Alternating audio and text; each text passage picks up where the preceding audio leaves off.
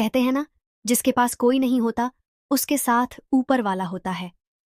सुबह के 4:30 बजे थे। आगरा कैंट रेलवे स्टेशन हल्की धुंध और अनजाने चेहरों की भीड़ में धीरे धीरे जाग रहा था। लेकिन उसी प्लेटफॉर्म नंबर 4 की एक बेंच पर एक नौजवान युवती प्रियंका अपने 2 साल के बेटे अनिकेत को गोद में लिए चुपचाप बैठी थी। ना किसी को आवाज दे रही थी, ना किसी से मदद मांग रही थी। बस आंखों में नमी, चेहरा उतरा हुआ और मन ऐसा जैसे भीतर ही भीतर कोई तूफान थमने का नाम नहीं ले रहा।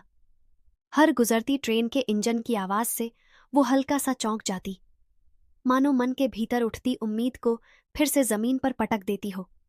उसका छोटा सा बेटा अनिकेत कभी पापड़ वाले की तरफ देखता, कभी बिस्कुट वाले की ओर हाथ बढ़ाता। प्रियंका उसका हाथ थाम कर बस प्यार से कहती, नहीं बेटा, यह नहीं लेना। उसकी आवाज में ममता थी, लेकिन आंखों में वो बेब्स जो एक माँ भूखे बच्चे को देखकर भी कुछ न कर पाने पर महसूस करती है।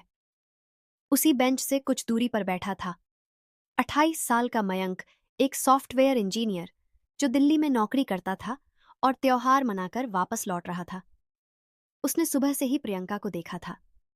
वही सफेद सी शॉल ओढ़े बच्चे को सीने से लगाए बैठी युवती जो हर बार ट्रेन रुकते ही खड़ी होती और फिर भीड़ देखकर वहीं लौट आती। मयंक की आंखों में बस एक ही सवाल घूम रहा था, कौन है यह युवती जो इतनी तकलीफ में भी अकेली है और इतनी बहादुर भी। जब अनिकेत ने तीसरी बार पापड़ की ओर इशारा किया तो मयंक से रहा नहीं गया। वह उठा, पापड़ वाले से एक पैकेट लिया और प्रियंका के सामने लाकर बोला, लो नन्हे दोस्त, थोड़ा सा खा लो। प्रियंका ने चौंक कर देखा। आंखों में सवाल था, गुस्सा नहीं, पर हाँ, आत्मसम्मान जरूर छलक आया था। आपने ये क्यों लिया? ये बस यूं ही हाथ बढ़ा देता है, इसका पेट भरा है, उसने शांत लेकिन थकी हुई आवाज में कहा। कोई बात नहीं, बच्चे का मन है, थोड़ा सा खा लेगा तो क्या बिगड़ जाएगा। मयंक ने मुस्कुराकर जवाब दिया। प्रियंका कुछ नहीं बोली, सिर्फ अपने बेटे को देखने लगी जो पापड़ खाते हुए पहली बार उस दिन मुस्कुरा रहा था। और उसी पल मयंक ने जान लिया, यह सिर्फ भूख नहीं, यह उस मासूमियत की मुस्कान है जो शायद बहुत दिनों बाद आई है। थोड़ी देर बाद मयंक ने पास आकर धीरे से पूछा, आप कहाँ जाना चाहती हैं? सुबह से आपको यहीं बैठा देख रहा हूं, कोई परेशानी है क्या? प्रियंका पहले थोड़ी जिसकी, फिर बोली, मुझे दिल्ली जाना है, मेरे पास जनरल टिकट है, लेकिन हर ट्रेन में इतनी भीड़ होती है कि बच्चे के साथ चढ़ने की हिम्मत नहीं हो रही। मैं बस सोच रही थी कि कोई ट्रेन कम भीड़ वाली मिल जाए। अरे तो फिर आप चिंता क्यों कर रही हैं? मैं भी दिल्ली जा रहा हूँ, मेरे पास ऐसी कोच का टिकट है और मेरे केबिन में जगह भी है। चलिए मेरे साथ, मैं टीटी से बात कर लूंगा, मयंक ने ईमानदारी से कहा। प्रियंका कुछ पल चुप रही, जैसे जिंदगी में पहली बार कोई भरोसे की डोर थाम रहा हो। फिर बोली, पर मेरे पास तो सिर्फ जनरल का टिकट है, अगर टीटी ने कुछ कहा तो मेरे पास पैसे भी नहीं है। आपके पास हिम्मत है और वह बहुत बड़ी चीज है। टिकट मैं संभाल लूंगा, आप सिर्फ चलिए। वो झिनकी, लेकिन फिर सिर हिला दिया। शायद अब उसके पास और कोई रास्ता भी नहीं था। कुछ देर बाद ट्रेन आई। मयंक ने प्रियंका का छोटा सा बैग उठाया और उसे अपने साथ ऐसी कोच तक ले गया। पहली बार ऐसा लग रहा था जैसे किसी ने प्रियंका का बोझ सिर्फ बैग का नहीं बल्कि दिल का भी हल्का कर दिया हो। अंदर घुसते ही ठंडी हवा के झोंके से प्रियंका सहम गई। इतना ठंडा क्यों है यहाँ? उसने अनायास पूछा। क्योंकि आप पहली बार यहाँ आई हैं, मयंक ने मुस्कुरा कर कहा और उसे सीट पर बैठने को कहा। प्रियंका अब भी डरी हुई थी। जैसे ही टीटी आया, मयंक ने उसे इशारे से बुलाया और कुछ दूर ले जाकर बात की। प्रियंका बस दूर से देखती रही। उसकी आंखों में डर था, लेकिन थोड़ी देर बाद टीटी मुस्कुराकर चला गया। सब ठीक है, अब बस चैन से बैठिए, मयंक ने लौटकर कहा। और पहली बार प्रियंका की आंखों में राहत की चमक आई। वह बोली, आपने इतना सब किया क्यों? क्योंकि आप इंसान हैं और इंसानियत आज भी जिंदा है। उसकी यह बात प्रियंका के दिल को छू गई। यात्रा शुरू हुई और ट्रेन की खिड़की से बाहर के अंधेरे को एकटक देखते हुए प्रियंका अब भी पूरी तरह से निश्चिंत नहीं हो पाई थी। दिल के अंदर एक डर अब भी पल रहा था। शायद इसलिए नहीं कि कोई नुकसान हो जाएगा, बल्कि इसलिए कि वह इतने समय से खुद को अकेला समझती रही थी और अब अचानक कोई अजनबी भी उसके लिए इतना कर रहा था। उसकी परवाह कर रहा था। यह भरोसा करना आसान नहीं था। कुछ देर चुप्पी के बाद मयंक ने धीरे से कहा, अगर बुरा ना माने तो एक बात पूछूं? प्रियंका ने उसकी ओर देखा, कुछ कहे बिना सर हिलाया। आप इतनी सुबह सुबह इस छोटे बच्चे के साथ अकेले दिल्ली क्यों जा रही हैं? कुछ परेशानी है क्या? प्रियंका की आंखों में कुछ पल को नमी तैर गई, लेकिन शायद अब उसका मन बोलना चाहता था, किसी को अपना दर्द बांटना चाहता था। धीरे धीरे उसने बोलना शुरू किया। मेरी शादी 2.5 साल पहले हुई थी। मेरे पति का नाम सुरेश था, नौकरी करते थे एक प्राइवेट कंपनी में। शुरू शुरू में सब ठीक था, लेकिन धीरे धीरे उनकी शराब की आदतें सामने आने लगीं। पैसों की तंगी, गालियां और कई बार तो हाथ भी उठा देते थे। कुछ पल के लिए प्रियंका रुकी, जैसे शब्दों से नहीं आंखों से बता रही हो कि कितना कुछ सहा है उसने। फिर आगे बोली, जब मेरा बेटा हुआ तो वह कुछ हफ्तों के लिए सुधर से गए, लेकिन एक दिन अचानक बाइक एक्सीडेंट में उनकी मौत हो गई और मैं बिल्कुल अकेली रह गई। मायके वालों ने भी कह दिया कि अब तेरा रिश्ता ससुराल से है, और ससुराल वालों ने साफ कह दिया, हमारे बेटे के साथ जो रिश्ता था वही सब कुछ था। अब तू हमारे लिए कोई नहीं। मयंक चुपचाप उसकी बात सुनता रहा, बिना टोके, बिना कोई सवाल पूछे। फिर प्रियंका ने आगे बताया, अब ना छत थी, ना सहारा, ना कोई सुनने वाला। एक दिन गांव की एक जाने वाली दीदी ने बताया कि सुरेश की कंपनी में उसका पीएफ और कुछ फंड जमा हो सकता है। बस वही उम्मीद लेकर मैं दिल्ली जा रही हूं। यही एक आखिरी कोशिश है। प्रियंका की आवाज अब थरथराने लगी थी। उसने अपने बेटे के सर पर हाथ फेरते हुए कहा, यह बच्चा मेरा सब कुछ है, मैं इसके लिए कुछ भी कर सकती हूँ। लेकिन अब हिम्मत जवाब दे रही है। मयंक ने अपना हाथ बढ़ाया और कहा, हिम्मत अभी बाकी है और अब आप अकेले नहीं हैं। इस एक वाक्य ने प्रियंका को कुछ पल के लिए सुकून दिया। रात अब पूरी तरह गहरा चुकी थी।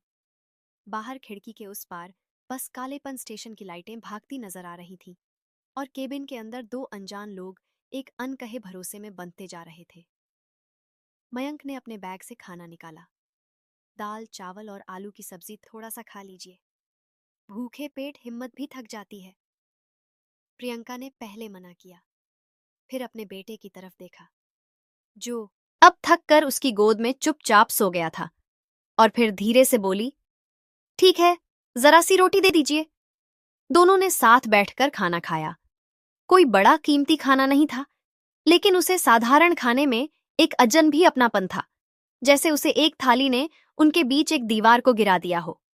रात के आखिरी पहर में दोनों बात करते करते सो गए, और जब सुबह 4 बजे नई दिल्ली रेलवे स्टेशन आया तो मयंक ने चुपचाप अनिकेत को गोद में उठाया और बोला, आइए चलिए, अब अगला सफर जिंदगी का है। स्टेशन की भीड़ अब बढ़ने लगी थी, लेकिन प्रियंका के मन में फिर वही सवाल था, अब कहाँ जाऊं? इतनी सुबह इस बच्चे के साथ कहाँ ठहरूं? मयंक ने कहा, मेरे फ्लैट में आप आराम कर सकती हैं, मैं सामने के कमरे में रहूंगा, और सुबह 10 बजे हम कंपनी भी चलेंगे। प्रियंका चुप थी। वो जानती थी कि हालात मजबूरी बन चुके हैं, और अब किसी पर भरोसा करने के सिवा कोई रास्ता नहीं बचा। वह सिर झुकाकर बस इतना बोली, ठीक है, और फिर वह दोनों स्टेशन से बाहर निकल गए। एक नई सुबह की ओर, एक नई उम्मीद के साथ दिल्ली की सड़कें उस सुबह कुछ ज्यादा ही शांत थीं। चारों ओर हल्की धूप फैलने लगी थी, लेकिन प्रियंका के मन में अभी भी बादल छाए थे। वो टैक्सी की खिड़की से बाहर देख रही थी, पर उसका ध्यान कहीं और था, जैसे उसका दिल बार बार पीछे मुड़कर अपने गांव की सुनी चौखट को देख रहा हो और आगे बढ़ने से डर रहा हो। मयंक ने उसके चेहरे की बेचैनी को महसूस कर लिया था, और जब वे फ्लैट पहुंचे तो मयंक ने दरवाजा खोला और कहा, आप इस कमरे में रहिए, और हाँ, चिंता मत कीजिए, मैं बाहर वाले रूम में हूं, कोई असुविधा नहीं होगी। प्रियंका ने कमरे को देखा। साधारण सा 2 बेडरूम वाला फ्लैट थोड़ा सा अस्त व्यस्त जरूर था, लेकिन साफ और सुरक्षित था। और इस शहर की अनजान भीड़ में अगर कुछ सबसे कीमती था तो वह था सुरक्षित महसूस करना। उसने अपने बेटे को बिस्तर पर लेटाया, खुद भी एक कोने में बैठी रही, और फिर जाने कब थकान की गोद में सर रखकर सो गई। जब उसकी आंख खुली तब धूप कमरे की खिड़की से अंदर आ रही थी, और अनिकेत अब भी गहरी नींद में था। प्रियंका उठी और जैसे उसकी माँ की दी हुई आदतें जाग गईं। उसने सबसे पहले अपने आसपास फैले सामान को समेटना शुरू कर दिया। किचन में बर्तन रखे, कमरे को थोड़ा ठीक किया, और जैसे जैसे फ्लैट व्यवस्थित होता गया, प्रियंका का मन भी थोड़ी देर के लिए व्यवस्थित होता गया। मयंक जब ऑफिस के लिए तैयार होकर निकला तो उसे देखकर थोड़ा चौंका। आपको आराम करना चाहिए था, सफाई की क्या जरूरत थी? प्रियंका ने धीरे से मुस्कुराकर जवाब दिया, मैं एक औरत हूं और जहां रहती हूं वहां गंदगी नहीं देख सकती, आदत है। मयंक कुछ कह नहीं सका। उसकी मुस्कान में जो आत्मसम्मान था, उसने हर शब्द को पीछे छोड़ दिया। उसने जाते जाते प्रियंका को कहा, आप आराम से रहिए, दोपहर तक लौटूंगा और फिर हम दोनों कंपनी चलेंगे। दोपहर में जब मयंक लौट कर आया तो प्रियंका तैयार थी। उसने अपने बेटे को अच्छे से तैयार किया था और खुद भी सादे सलवार कुर्ते में, माथे पर हल्की बिंदी लगाए, जैसे फिर से दुनिया के सामने खड़े होने की हिम्मत जुटाई हो। वो दोनों ऑफिस पहुंचे। एक बड़ी कंपनी की इमारत के सामने खड़ी प्रियंका थोड़ी सहम गई, लेकिन मयंक ने उसका हाथ नहीं बल्कि उसके आत्मविश्वास को थाम रखा था।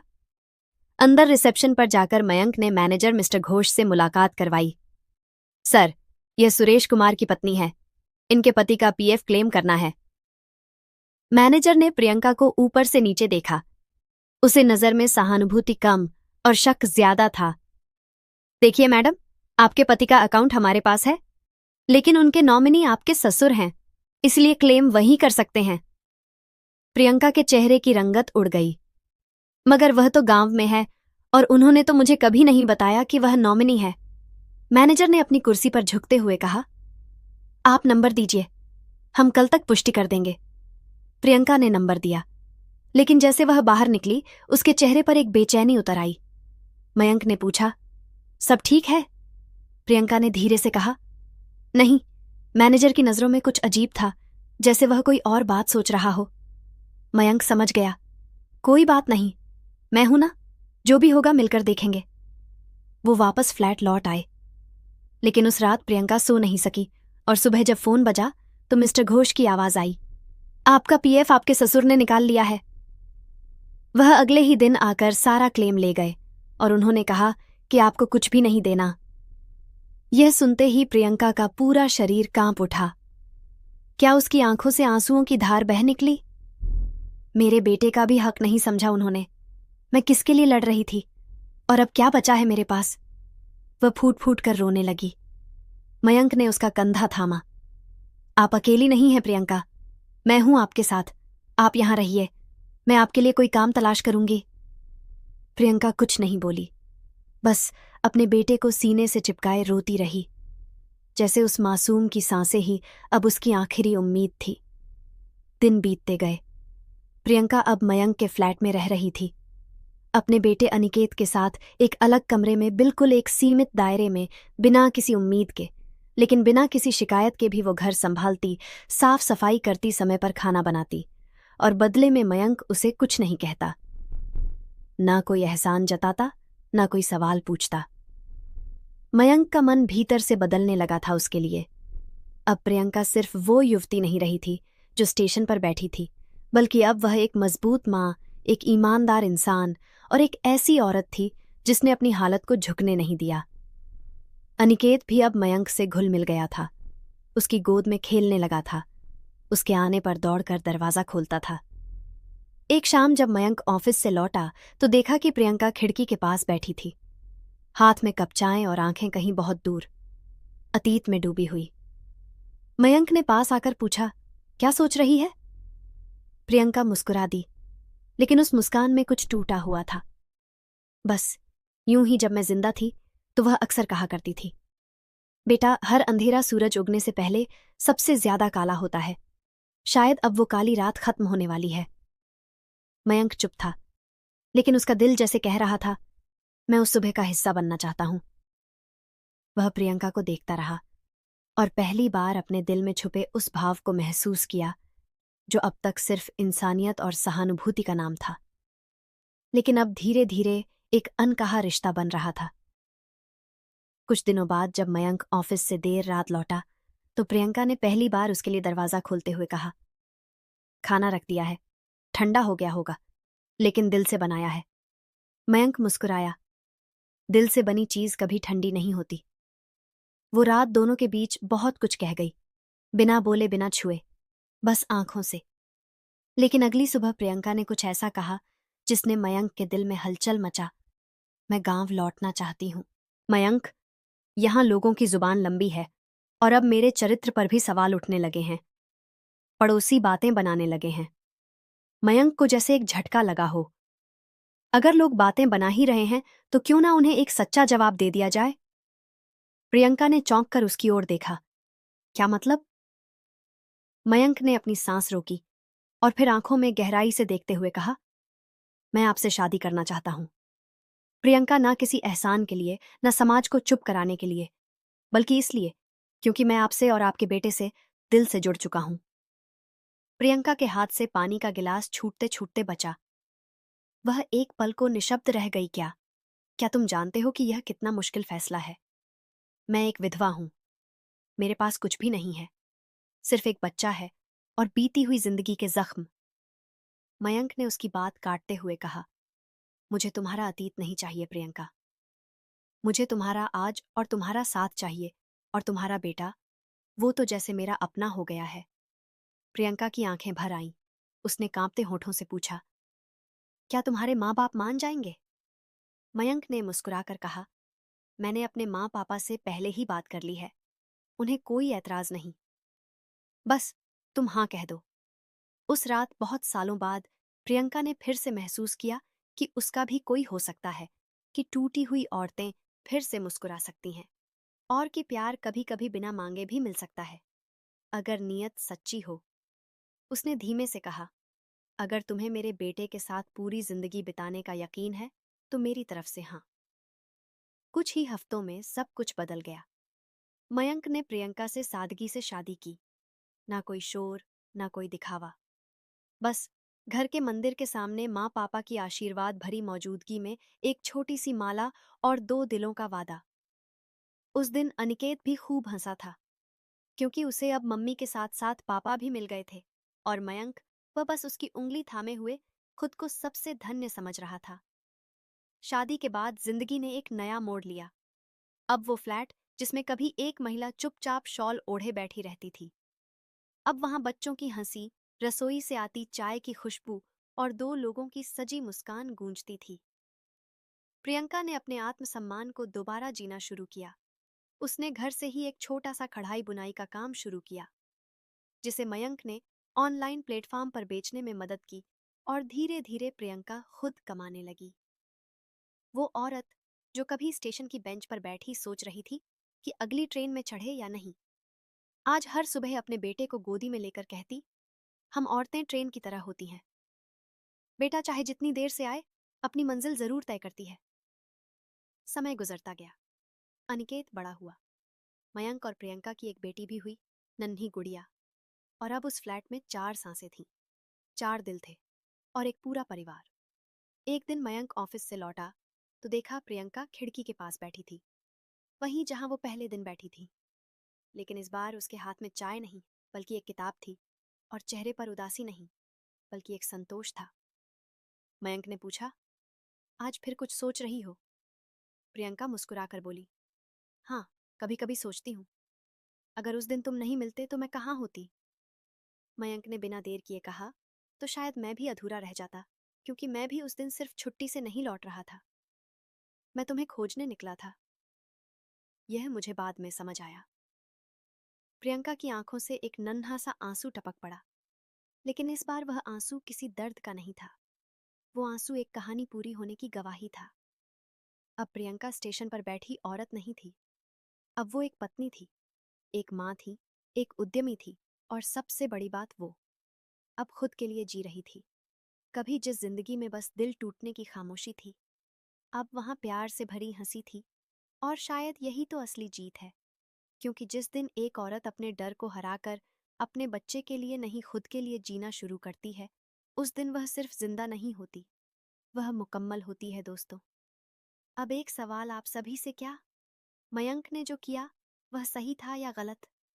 क्या एक अजनबी औरत के लिए यूं खड़े हो जाना, उसे अपनाना, उसे नई पहचान देना, समाज की नज़रों में कितना ठीक था, और प्रियंका का मयंक को अपनाना क्या, वह उसकी मजबूरी थी या उसकी हिम्मत? आपका दिल क्या कहता है? नीचे कमेंट में ज़रूर बताइए, क्योंकि आपके एक जवाब से शायद किसी और का सवाल हल हो।